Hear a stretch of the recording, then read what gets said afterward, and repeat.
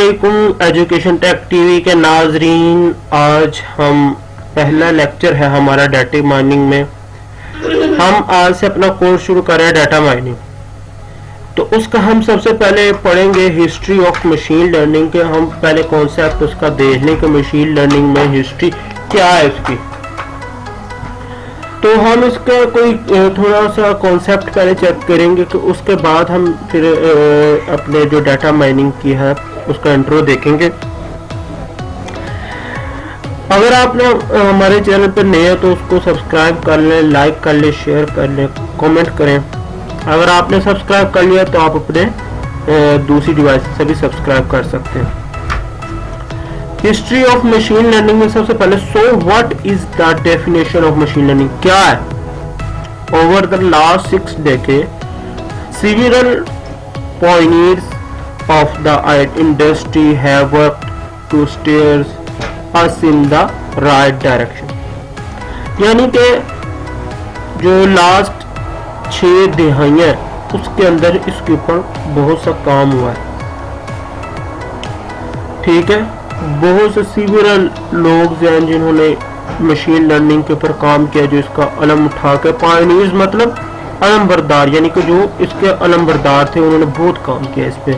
अब वो देखते हैं कि कौन कौन थे जिन्होंने काम किया। सबसे पहले हमारे पास आ जाते हैं अलान turning. In his 1950 paper computing machinery and intelligence, ये इन्होंने एक पेपर रिसर्च किया, रिसर्च पेपर लिखा था, कैन मशीन्स थिंक, क्या मशीनें सोच सकती हैं। ये इसके साथ आपको लिंक मिल जाएगा, ये देख लें आपके सामने लिंक, ये देखिए लिंक मौजूद है। The paper describes the imitations game which involves 3 practices, a human acting as a जज, another human and a computer. इसके अंदर क्या है, इसको मैं आपको ओवरव्यू देता हूँ। इसके अंदर इनका ये कॉन्सेप्ट था कि हम क्या करते हैं, गेम खेलते हैं। गेम खेलते हैं, 2 इंसान होंगे और 1 कंप्यूटर होगा, और उन 2 में से एक को हम जज बना देंगे। एक इंसान दूसरे कंप्यूटर के साथ क्या करेगा, बात करेगा। ठीक है, हम ये किस पे पढ़ रहे हैं कि क्या कंप्यूटर सोच सकता है, क्या मशीन सोच सकती है, कैन मशीन थिंक। तो उसके अंदर क्या होगा कि कंप्यूटर इंसान के सवालों के जवाब देगा, इंसान और कंप्यूटर जो ना बात करेंगे आपस में एक हाइडन कमरे में, और जो जज इंसान जज होगा वो सुनेगा उन दोनों बातों को, दोनों की, और ये डिसाइड करेगा इन दोनों में से कंप्यूटर कौन है और ये इंसान कौन है। तो ये जो थी ना इनकी वो मेथड था जो इन्होंने इसके अंदर अप्लाई किया था। क्योंकि थोड़ी देर तक कंप्यूटर बात करेगा तो पता तो चल जाएगा कि कंप्यूटर बात कर रहा है, क्योंकि जितना डाटा हम फीड करेंगे उतना ही बात कर रहा है। लेकिन इंसान तो ऐसा नहीं है, इंसान नई से नई चीज़ सीखता रहता है, वो अपनी ज़ुबान में रहता है और उसको नई से नई चीज़ पता लगती है। लेकिन कंप्यूटर एक हद तक है कि बस उसे इतना से सिखा दिया, बस जी हेलो बोल रहा है, वो सिर्फ हेलो बोलेगा, आगे नहीं बोल सकता जब तक हम इंस्ट्रक्शन ना दे। ये उसका था कॉन्सेप्ट। ली बर्नर प्राइज जो है, the test continue today in the form of the Loebner prize and annual competitions in artificial intelligence. AI, आज एआई बहुत काम कर रही है, बहुत उसका वर्क चल रहा है। आप जैसे चैट जीपीटी को यूज कर रहे हैं बहुत ज्यादा, तो ये एआई है आर्टिफिशियल इंटेलिजेंस जो उस पर काम है। The aim is simple, इसका एम क्या था, convince that justice that they are chatting to a human instead of a computer chat program। यानी कि इसका कन्वेंस ये करना था कि जो ये जज है उसे कन्वेंस ये करना था कि वो जिससे बात कर रहा है, human chatting to a human instead of a computer chat program. ठीक है, ऑर्थर सैमुअल इन 1959 के अंदर आए थे। उन्होंने मशीन लर्निंग को डिफाइन किया था, field of study that gives computers the ability to learn without being explicitly programmed. ٹھیک ہے, یہ انہوں نے ایکسپلین کیا تھا. Simul is created with creating one of the self-learning computer programs with his work at IBM. IBM stands for International Business Machine Corporation. یہ اس کے اوپر انہوں نے کام کیا تھا. He focused on games as a way of getting the computer to learn think. وہی game جس کے اوپر کہ کمپیوٹر کیا سوچ سکتا ہے. Simul is kindly known for his work on artificial intelligence, but he was also noted for being one of the first programmers to use hash table. یعنی کہ یہ وہ ان لوگوں میں سے ہے جنہوں نے سب سے پہلے ہیش ٹیبل کو استعمال کیا تھا. ہیش ٹیبل آپ پڑھ چکے ہیں ڈیٹا اسٹرکچر کے اندر, آپ نے پڑھا ہوگا, آپ نے ہیشنگ پڑھی ہوگی, آپریٹنگ سسٹم کے اندر ہیشنگ پڑھی ہوگی, یہ آپ پڑھ چکے ہوں گے جو ہے اپنے پریویس بکس کے اندر. ہیشنگ کیا ہے آپ کو پتا ہوگا. And he certainly made a big impact at IBM. انہوں نے یہ بھی کیا تھا. ٹام ایم میٹچل, یہ کون تھے؟ ان the chair of machine learning at Carnegie میلون university کے اندر تھے. As author of book machine learning M C یہ ہے. his definition of machine learning, انہوں نے جو ڈیفائن کیا تھا وہ ذرا ہم دیکھ لیتے ہیں. وہ کہہ رہے ہیں a computer program is said to learn from experience. یعنی کہ وہ جو کمپیوٹر ہے, a computer program is said to learn, وہ لرن کرتا ہے from experience سے with respect to some class of task T and performance measure P. If it performance at task in T as measured by P improves with the experience E. وہ یہ کہہ رہے ہیں کہ اگر مشین کمپیوٹر پروگرام سیٹ کرتا ہے, learn کرتا ہے ایکسپیرینس E سے رسپیکٹ ٹو سم کلاسز کے بعد وہ ٹاسک ہوتے ہیں, ٹاسک وغیرہ کرتا ہے, تو وہ T پرفارمنس اس کی P سے میجر ہوتی ہے. If it performance at task in T, اگر یہ ہو as measured by P improve with the experience, یعنی کہ اس کے ایکسپیرینس امپروو ہو جاتا ہے, وہ ٹاسک بار بار کرے گا تو اس سے ایکسپیرینس امپروو ہو جائے گا, میجرڈ ہوں گے تو وغیرہ وغیرہ. یہ انہوں نے ڈیفائن کیا تھا. انہوں نے وہی بات جو ابھی میں نے کی, ٹاسک ٹی, ایکسپیرینس ای اور performance P. So with a computer running as a set of tasks, and the experience should be leading to performance increase, یعنی کہ اس کی پرفارمنس انکریز ہوگی اگر یہ چیزیں ہوں گی تو مشین کی. یوزز فار مشین لرننگ, یعنی کہ یہ کہاں کا یوزز ہوتے ہیں اس کا سافٹ ویئر کی. جی machine learning is widely used in soft where to enable an improved experience with the user. With some packages, the software is learning about the user's behaviors after it first use. ٹھیک ہے, یعنی کہ machine learning widely use ہوتی ہے, یعنی کہ بہت زیادہ یوز ہو رہی ہے soft where to enable, soft where کے ذریعے. کیسے؟ یعنی کہ جب بھی ہم کوئی سافٹ ویئر ہوتا ہے, کوئی پیکیجز ہوتے ہیں تو وہ وغیرہ کرتے ہیں تو ایزیلی ہم کر سکتے ہیں کیونکہ ویژولی ہمیں نظر آ رہا تھا. After the soft where has been is use for a period of time it's being to predict what the user want to do, یعنی کہ یوزر کیا چاہتا ہے, کیا کرنا چاہ رہا ہے وغیرہ وغیرہ ہمیں پتہ چلتا ہے. اسپیم ڈائریکشن, ٹھیک ہے. For all the junk mails that got there a good chance classification filters is doing the work to cache it. Since the early days of spam assigning to Google's work in Google Mail, there's been some forms of learning to figure out where a message is good or bad. یعنی کہ شروع میں Google کے جو بھی e mails وغیرہ تھے اس کے اوپر میسیجز تھے کہ میسیج گڈ ہے یا بیڈ ہے, اس پہ ڈسکشن ہوا کرتی تھی, یعنی کہ اس پہ بات ہو رہی ہے. Spam detections is one of the classic use of machine learning, and over time the algorithm have gotten better and better. यानी कि उसका algorithm अच्छे से अच्छा होता रहा. अब आप देख सकते हैं कि think about the email program that you use. When it sees a message it think is junk, it asks to use to confirm where it is junk or is not. If you decide that the message is spam यानी कि spam क्या चीज़ है, आप अच्छी तरह spam जानते हैं, आपका साल हो जाता है spam. तो system learns from the message and from the experience. Further messages will hopefully be turned correctly from then on.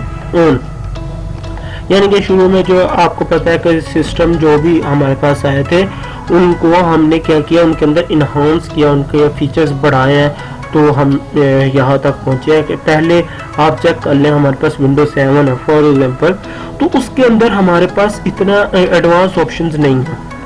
वो जो एडवांस लेवल पे प्रोग्रामिंग कोडिंग कर रहे हैं कोई पर्सनल डाटा रखने के लिए नहीं है, क्योंकि उसके अंदर जैसे नेट ऑन होता है तो उसके अंदर हैकिंग के बहुत सारे फंक्शंस है.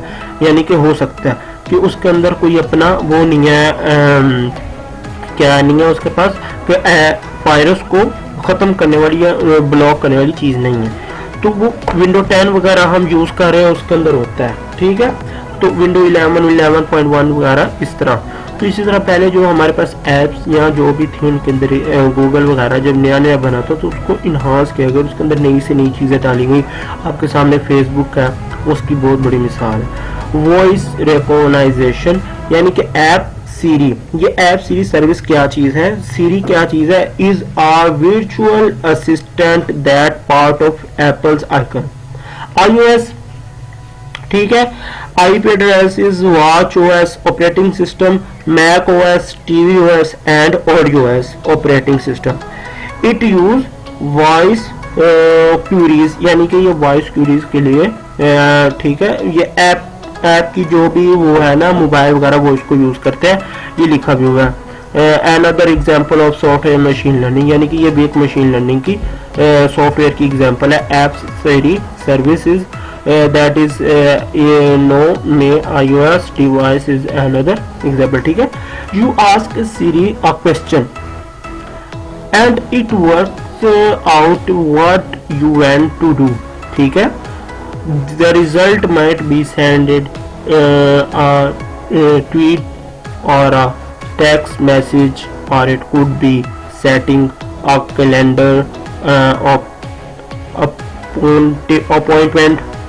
If series cannot work out what you are asking, if it performs a Google search on the phrases you said. ठीक है, यानी कि जो लोग एप्पल का मोबाइल यूज़ कर रहे हैं उन्हें अच्छी तरह पता होगा कि ये क्या चीज़ है. ठीक है, series is the impressive services that use a device include based statistical model यानी कि स्टैट्स का जो है ना वो मॉडल यूज़ करते हैं उसके अंदर. Analyse your phrases and the orders of the word in it to come up with resulting action from the device to perform. ठीक है, stock trading.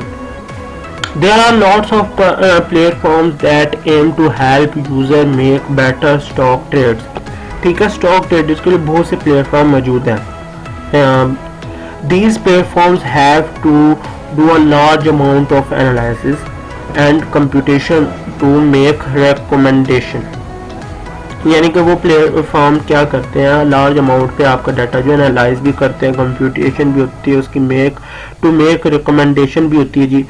From a machine learning perspective, decision are being made for you whether to buy or sell a stock at the current price. यानी machine learning के अंदर इसके अंदर perspective होता है, decision होते हैं, फिर उसके अंदर हम चेक करते हैं जी बाय करना, सेल करना, स्टॉक एक्सचेंज में करंट प्राइस पे जो करना ना वो सब उस पर हम देख रहे होते हैं. It take into account and historical opening and closing price and the buy and sell values of, यानी कि इसके अंदर ये भी चेक किया जाता है कि पहले ओपनिंग यानी कि शुरू में कैसी प्राइस थी, अब कैसी है, बाद में जब क्लोज हो रही है तब प्राइस कैसी है, वगैरह वगैरह स्टॉक एक्सचेंज में सब देखा जा रहा है कि सुबह के टाइम क्या प्राइस है, यानी कि जब मार्केट ओपन हुई थी तो जब मार्केट क्लोज हुई है तब क्या पॉइंट्स है। आप अक्सर खबरों में सुनते होंगे कि स्टॉक एक्सचेंज बढ़ गई, कम हो गई, उसके इतने पॉइंट्स बढ़ गए, इतने, ये सब कुछ इसमें चल रहा होता है। रोबोटिक्स क्या चीज़ है? आजकल रोबोटिक्स का ही दौर है, हर चीज़ बोट्स है, हर चीज़ हम कह रहे हैं जी तो हमें बैठे बिठाए मिल जाए। Using machine learning robots can acquire skills क्या चीज़ है? एक्वायर यानी कि हासिल कर लेते हैं, जो स्किल हासिल होती हैं जी। Learn to adopt to the environment in which they are work, ठीक है, अडॉप्ट कर लेते हैं। Robots can acquire skills such as objective placement, यानी कि आपको मैं इसका ओवरव्यू दूँ तो सबसे आसान है जी, जहाँ पे आप देख सकते हैं हमें रोबोट्स में कहाँ मिल रहे, रूम सर्विस के लिए रोबोट है। चाइना में तो पूरा होटल है जो सिर्फ रोबोट चला रहे हो, उसमें तो कोई एम्प्लॉय ह्यूमन है ही नहीं, ठीक है। बहुत सी जगहों पे हमें जो सर्विंग वाला सिस्टम है वो रोबोट्स कर रहे हैं, मेकिंग में रोबोट्स हमारे साथ हैं। हम फिर बहुत सी जैसे आजकल आप देख रहे होंगे कि एक रोबोट फीमेल को बना लिया गया, वो कुछ उसके अंदर अभी भी चल रही है। और जैसे सबसे बड़ी जो हमारे पास रोबोटिक है वो है चैट जीपीटी, यानी कि हम क्या करें, सिर्फ मैसेज लिख रहे हैं, वो हमें खुद ब खुद रिप्लाई कर रहा है, बिल्कुल एक्यूरेटली ये रोबोट कर रहा है, ठीक है। ये हमारे पास सिस्टम चल रहा है। Intelligence AI enable the machine think, ठीक है। ये सबसे पहले एक ऐसा सर्कल होगा, ये इस सर्कल के अंदर हम देखेंगे कि हमारा आर्टिफिशियल इंटेलिजेंस यानी कि हम मशीन लर्निंग कैसे वर्क कर रहा है, ठीक है। AI enable the machine to think, ठीक है। फिर आ जाते हैं उसके अंदर एमएल क्या चीज है? मशीन लर्निंग है, ठीक है। Use statistical tools to explore and analyse data, ठीक हो गया। फिर हमारे पास उससे भी अंदर एक और सर्कल आ जाता है, यानी कि जो वही सर्कल है उसके हम आगे फर्दर देख लेते हैं।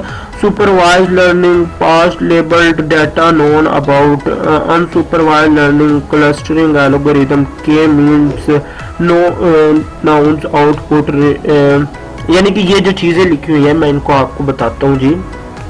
ये हमारे पास लेबलिंग की ना 3 टाइप्स आ जाती है। सुपर लेबलिंग लर्निंग आ जाती है, अनसुपर लर्निंग आ जाती है, सेमी सुपर आ जाती है, सुपरवाइज्ड लर्निंग, अनसुपरवाइज्ड लर्निंग और सेमी सुपरवाइज्ड लर्निंग, ठीक है।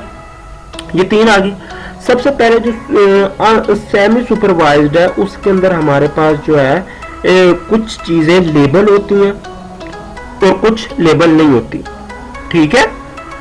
सेमी सुपरवाइज्ड लर्निंग के अंदर ये लास्ट वाला जो पॉइंट है 3 वाला, इसके अंदर कुछ चीजें क्या होती है, लेबल होती है और कुछ नहीं होती। 2 वाले के अंदर यानी कि अनसुपरवाइज के अंदर कोई भी चीज लेबल नहीं होती और सुपरवाइज के अंदर सारी चीजें लेबल होती हैं। अब लेबल इससे क्या मुराद है? अब एक फर्ज करें कैमरा है, एक रोबोट है, हमारे पास एक रोबोट है, हमने उसे दिखाया कि ये कैट है, उसे तस्वीर कैप्चर कर ली, उसकी मेजरमेंट्स ले ली, उसकी हर चीज उसे पता चल गई ये कैट है। अब दोबारा हम किसी भी किस्म की उसे कैट की तस्वीर दिखा देंगे तो वो हमें बताएगा ये कैट है। कैट के कितने ही कलर डिफरेंस होता है, पैटर्न उसकी बॉडी का डिफरेंस होता है, तो आप समझ रहे होंगे। इसी तरह डॉग है, हमने उनको 2 तस्वीरें दिखा दी, हमने सुपरवाइज्ड लर्निंग के अंदर लेबल कर दिया ये कैट है और ये डॉग है, ठीक है।